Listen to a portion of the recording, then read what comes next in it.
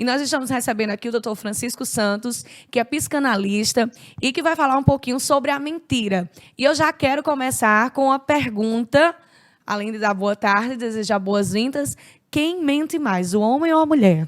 Existem pesquisas aí, a maior parte dessas pesquisas não é séria, né, na verdade, mas que tentam ver quem é que mente mais, o homem ou a mulher, quem é mais romântico, como é a mulher, quem faz mais isso ou aquilo, quem come mais, enfim. A gente está sempre tentando ver quem faz mais uma coisa ou outra, homens ou mulheres. Mas a verdade é que homens e mulheres mentem. A gente não pode dizer igualmente, porque não há base científica para sustentar que homens e mulheres mentem de forma precisamente igual, nem de forma absolutamente distinta, né? Mais a mulher ou mais o homem. Então, você vai encontrar fontes que vão dizer que a mulher é mais mentirosa e fontes em que vão dizer que o homem é mais mentiroso. Na nossa cultura, nós temos um ranço muito forte a respeito da mulher, né? E aí, onde a gente, como nós vivemos numa cultura onde o machismo impera, onde a desvalorização da mulher é muito forte, enquanto gênero, então é claro que a gente vai ter a mulher como sendo taxada de que finge, a mentirosa. Eu escutava muito, quando eu era jovem, acho que tu deve ter ouvido já também essa daí, aquela que amizade de homens é uma amizade mais forte, é uma amizade mais... Porque as mulheres são falsas em sua maioria. Então, amizade de mulheres são amizades onde acontece a falsidade, tem aquela história da amiga que trai com o namorado, fura-olho, né? Que se diz ainda hoje em dia. E no homem se coloca mais aquela premissa de que é uma amizade verdadeira, de que eles não se traem, quando é mentira. Os homens se traem, as mulheres também se traem, homens traem mulheres e mulheres traem homens no amor, na amizade. A verdade é que a mentira, se for ou a inverdade, né? Na verdade é um artifício, né?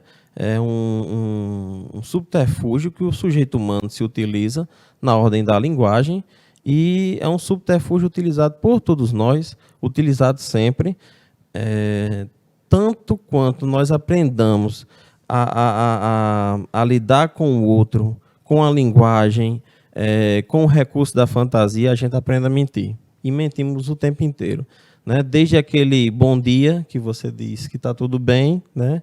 No início do dia, quando nem sempre você está lá tudo bem, né? Nada bem, né? Mas exatamente.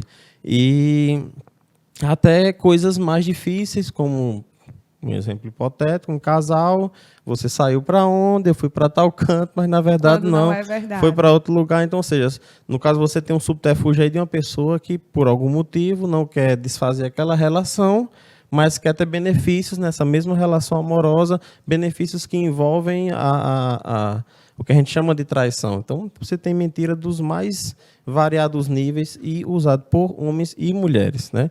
Vai muito da cultura, do lugar onde você está, né? A gente tem aqui também aquela coisa do cabra macho, né? Do homem honesto. Então, o homem acaba tendo um peso cultural muito forte nesse sentido de que palavra de homem, né? Pronto, agora que eu lembrei, a palavra de homem, né? Os ditados machistas da nossa sociedade. Isso. Ninguém fala de palavra de mulher, né? É palavra de homem. Então, quando você quer atestar a veracidade daquilo, aí diz, e você não é homem, né? Então, nós temos esse ranço que dá a impressão de que o homem ele é mais verdadeiro, mais honesto, mais fidedigno, quando não. Né? Também não estou aqui comprando a outra ideia, dizendo não, é a mulher que é mais verdadeira, é a mulher que é mais honesta, fidedigna. Não, homens e mulheres mentem, dependendo da ocasião. Na verdade, é uma questão de caráter que falha e fica clara em homens e em mulheres, independente de gênero, de orientação sexual. A gente não deveria, na minha opinião, fazer essa distinção. Doutor, já falou que é uma falha de caráter, com certeza mentem, mas, de acordo com a psicologia, existe algo errado com o psicológico de quem mente muito? Depende de como eu faço esse recurso, né? De que uso eu faço desse recurso. Como eu falei, a mentira ela é comum, né? E nós precisamos da mentira. A convivência... Às vezes se torna até uma desculpa necessária. Sim, com certeza.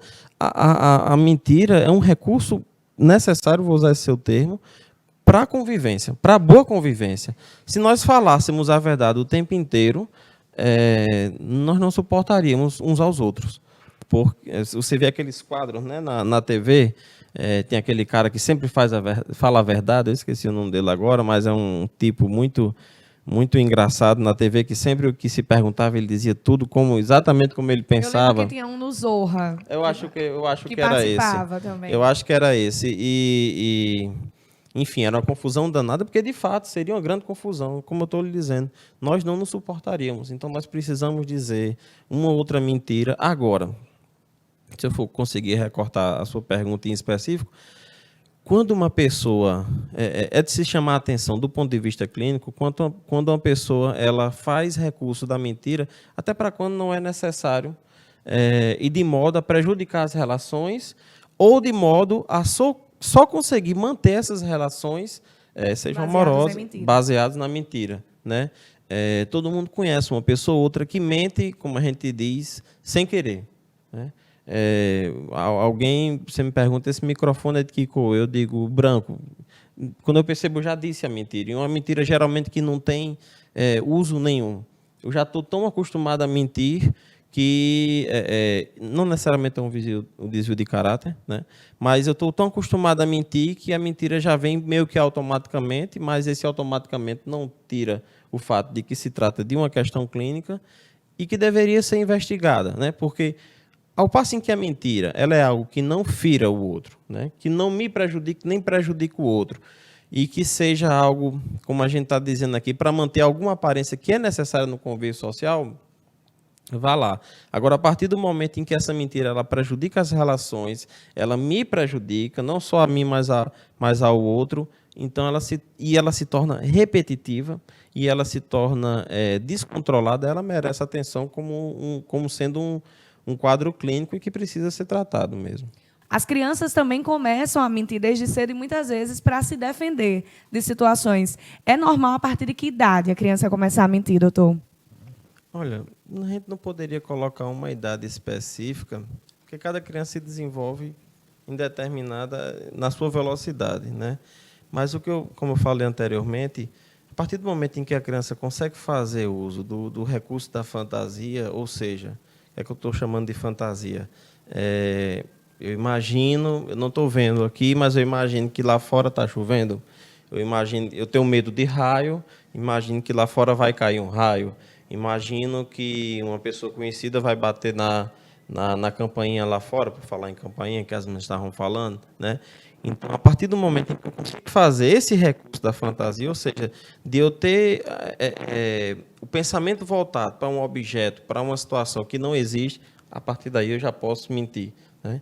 Então, aí você vai ter a criança da idade dessas que estavam aí, né? De pouca idade, digamos assim, até menos de 10 anos, eu acho, que já conseguem mentir, você falou bem, para se proteger, né? Em geral, o recurso é se proteger, porque quando os pais responsáveis colocam para a criança a instância da lei, ou seja, das regras, né?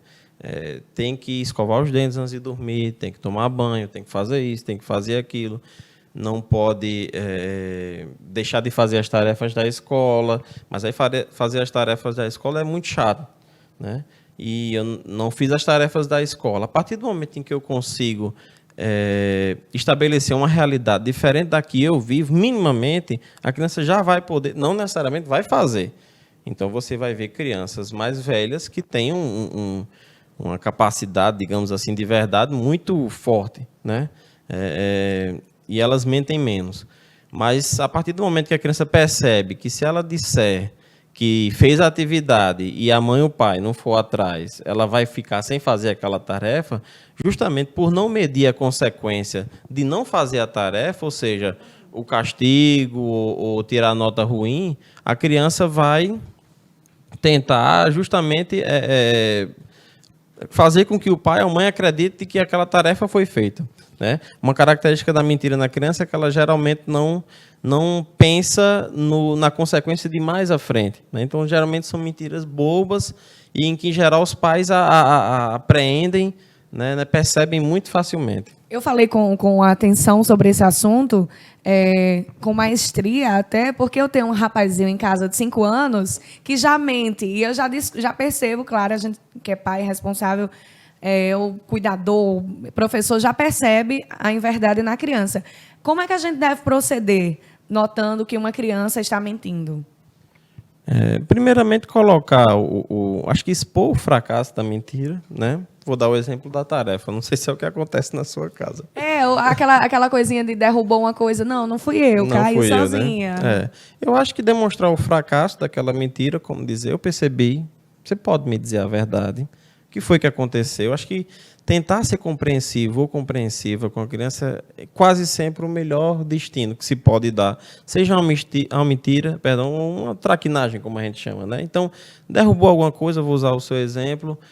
Eu sei que foi você que derrubou, então, mas por quê? O que foi que aconteceu? Eu acho que tentar puxar, tentar trazer mais da criança o que se passa, porque às vezes é algo repetitivo, né? Como a história da tarefa. Toda sexta-feira, quando vem tarefa, a criança diz que já fez, né? Porque de repente a sexta-feira, vou dar um exemplo hipotético que está me surgindo aqui. De repente a sexta-feira é o dia de ir para a ilha, que tem os brinquedos, né? Lá e tal. A sexta-feira é o dia de ir para a ilha, e ele é apressado para ir na ilha, né? Ir para a ilha, disse que já fez sem ter feito, né?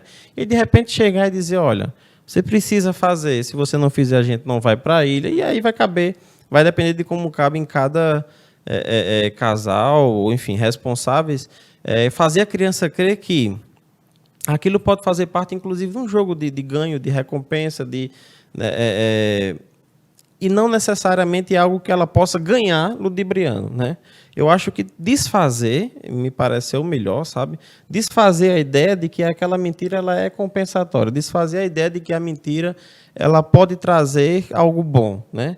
Porque pode começar com uma coisa simples e ir caminhando para evoluir para algo mais grave. Para algo mais grave, por assim dizer. Mas eu acho que sempre isso, tentar mostrar como a mentira não vale a pena. E como é possível conseguir, por exemplo, ir ao parque sem precisar. Você vai perder só meia hora, 1 hora fazendo, a gente vai para o parque mesmo assim. Ah, mas eu queria brincar mais. Vai ter outros momentos de brincar, né? E dependendo do grau, né, digamos assim, de comprometimento das atividades a respeito da mentira, aí vai se pensar em castigo e tal, mas acho que sempre, vou repetir, tentar mostrar a não compensação, né, da mentira e chegar a um acordo sobre como é possível obter o ganho, sobre como é possível obter vantagem falando a verdade. Porque se a mentira ela é esse subterfúgio, como eu falei, esse recurso utilizado para se viver em sociedade, a partir de um certo momento, ele passa a ser um recurso em que compromete o meu estabelecimento enquanto sujeito na sociedade, né?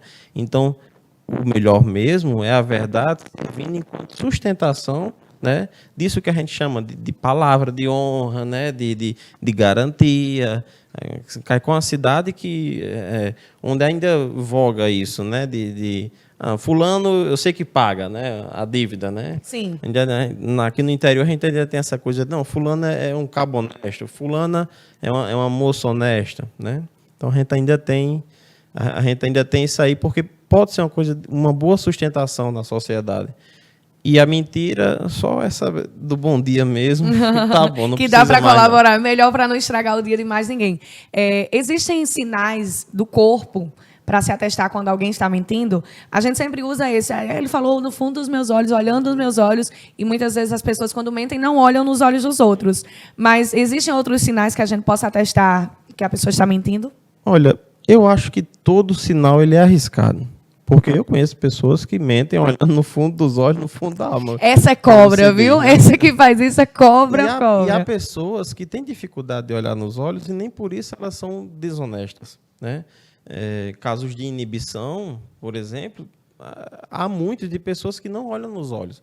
Mas são pessoas, muitas vezes, tão verdadeiras quanto as outras. Só tem uma dificuldade por uma questão meramente de timidez, inibição, né? Por isso não olham diretamente nos olhos por muito tempo. E tem aquela outra pessoa que mente olhando no seu olho, bem lá, e isso vale para as outras características, né? Tem gente que começa a coçar a cabeça, tem gente que balança a perna. Enfim, sinais há vários. Agora, eu não diria que há um sinal Que dá para atestar. que dá para testar, porque como aquela máquina de detectar mentiras, né? Que é muito utilizada pelo pessoal da investigação, enfim, polígrafo, lembrei o nome. É uma máquina baseada em vários sinais, né? De estímulos, de pergunta, de resposta, e os sinais lidos do ponto de vista cardiológico e outros, eu não sei bem, mas, enfim, onde o experimentador, o avaliador, ele faz várias perguntas e chega a um padrão onde o sujeito está dizendo a verdade, né? Então, um teste desse, inclusive, ele é possível de ser burlado, né? Então, por que não esses gestos mínimos? Eu acho que vale ainda, talvez, a confiança, né? Aquilo que a gente sabe que é tão difícil de ter, que é a confiança nas relações. Algumas pessoas você vai percebendo que não podem...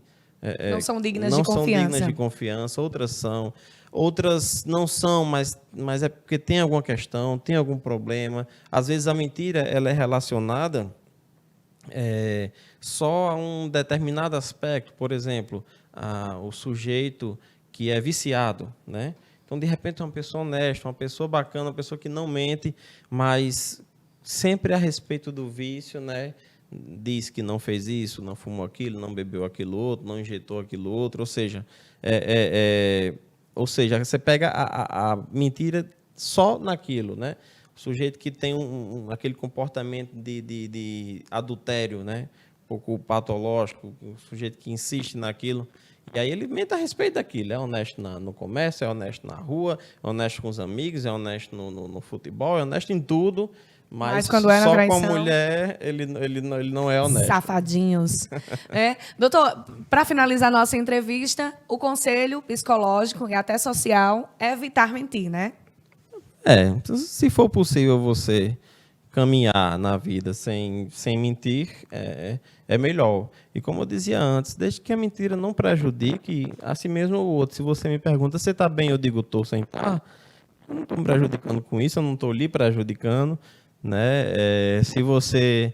Uma mentira clássica, né? Vamos ali como aqui em Caicó é muito comum, vamos para o espetinho, né? Não, eu estou com dor de cabeça, tá? Não, só não está afim. De repente não machuca ninguém, todo mundo pode dar essa saída pela tangente. São as desculpas necessárias. São as desculpas que a gente... Para não dizer, não estou afim de sair com você hoje, mas amanhã eu vou estar. Mas a pessoa diz, não, eu estou com dor de cabeça, amanhã quem sabe, enfim. Então, ou seja, desde que não prejudique, desde que não se repita. Eu acho que isso também é importante observar, né? Desde que não se repita, desde que não seja algo que você só possa fazer se for mentindo. Se aquilo for repetitivo de maneira, tudo que você fizer ter que traçar esse detalhe da mentira, aí talvez haja algo de errado. Tá certo. Muito obrigada, doutor Francisco, pela sua participação aqui no programa, nos atendeu prontamente. Doutor Francisco atende aqui na cidade de Caicó, não só relacionado à mentira, tá, gente? Ele é psicanalista, foi convidado para tratar desse tema em especial, mas atende todos os fatores psicológicos, né? E atende onde aqui em Caicó, doutor? Atende bem pertinho aqui na clínica de Osaí, Valneide, bem pertinho mesmo, aqui no bairro Penedo, de segunda a quarta. Ótima dica, então. E nas redes sociais? Tem redes sociais para o pessoal perguntar? Não, tenho não. Tá só no mundo real. Só no mundo real. Obrigada pela sua participação e fique à vontade aí para maiores esclarecimentos. Bom, acho que reforçar realmente que a vida já é tão difícil de lidar, né? Acho que quanto mais a gente tenta fantasiar, escamotear, cobrir os fatos, né? Com a mentira, acho que a gente vive um mundo, usar essa palavra, menos real, né? Vamos apostar um pouco no mundo real. Você abre o Instagram e sabe que aquelas fotos elas não são nada reais. É o mundo da fantasia. Você abre o Facebook e vê que aquelas histórias também são muito pouco reais. Tudo bem, a gente já sabe disso, né? Vamos pelo menos manter esses momentos onde a coisa é mais verdadeira, onde a coisa é mais real, né? Acho que já é alguma coisa. A gente pode viver lá no Facebook e pode viver aqui também, numa boa, indo e voltando, né? Mas, enfim, é isso.